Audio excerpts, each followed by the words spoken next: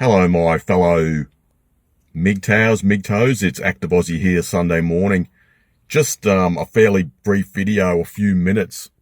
I just want to talk about something I noticed a few days ago. I was over at my mother's house and she had the news on. It was on ABC 24, which a lot of you Aussie guys who may be listening would know about. And usually I don't watch any sort of MSM news like on 7, 9 or 10 or SBS. But when I go over to my mother's place, sometimes she has ABC News on during the day. And there was this so-called story in regard to abuse of teenage girls, like sexual abuse. And there was a woman on the program, I can't remember what sort of NGO she was from, but she was trying to tie the manosphere to what she called the increasing amounts of sexual abuse of young women, like teenage girls. And she was talking about the radicalization of the manosphere, and she specifically referred to Andrew Tate. And this is something I find a bit irritating, that when people talk about the manosphere, there is just quite a generalization.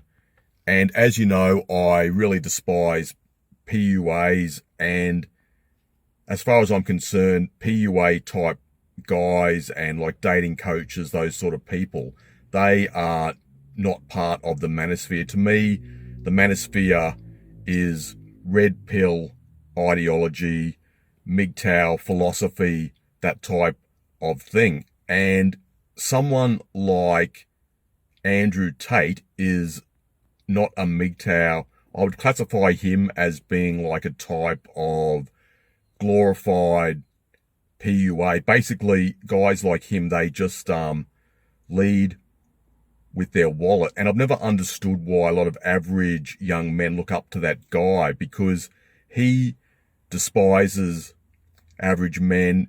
He doesn't like MGTOW, and MGTOW philosophy is actually the opposite of what someone like Andrew Tate would do, the opposite of his behavior. And anybody with a bit of money can go out and buy an expensive car. Like if I wanted to, I could go out and buy a $50,000, $100,000 car, go to expensive bars, restaurants, and pick up younger women. Any guy who's got a bit of cash can do that. But that's very foolish and dangerous behavior, and I certainly don't recommend that men should do that. And if there are men doing that, you're nothing but a beta simp and a resource provider.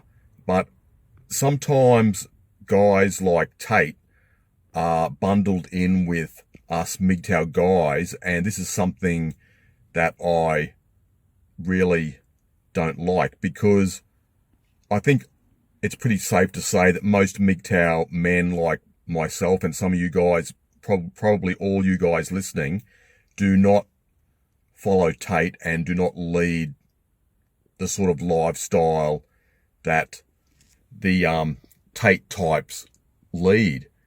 And I certainly don't recommend that sort of lifestyle to any young men. Like, I'm a fairly sort of simple guy. I lead a fairly minimalist lifestyle.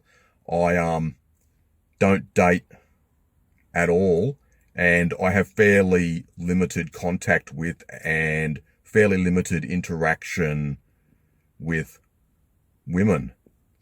But when the manosphere is discussed in the MSM, the mainstream media, usually the conversation, the topic will veer off into the subject of PUAs, and maybe these reporters won't specifically mention the acronym PUA, or they might start talking about incels.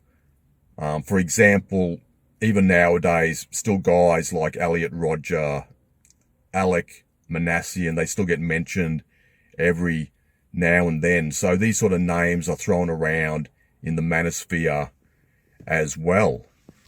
So it goes back to like that video I made a little while back where I talked about how nobody has put forward a substantial or credible sort of anti-MGTOW narrative or anti-MGTOW argument, and I'm still waiting to hear some sort of substantial and credible sort of anti-MGTOW argument. I haven't heard one since early 2018 when I first found out about MGTOW, and I really started to live a MGTOW lifestyle at that stage, although I'd say I've been MGTOW since about August 2016, because that's the last time I actually went on any sort of formal type of date. And I'm going to make another video in regard to Asian women and specifically Chinese women, and the title of that video is going to be Chinese Wives Destroy and Ruin Men's Lives. So I'll try and make that video within the next few days. I'm still a bit busy at the moment, but maybe Tuesday or Wednesday I'll try and upload that. Thanks for listening. Please leave a few comments as usual.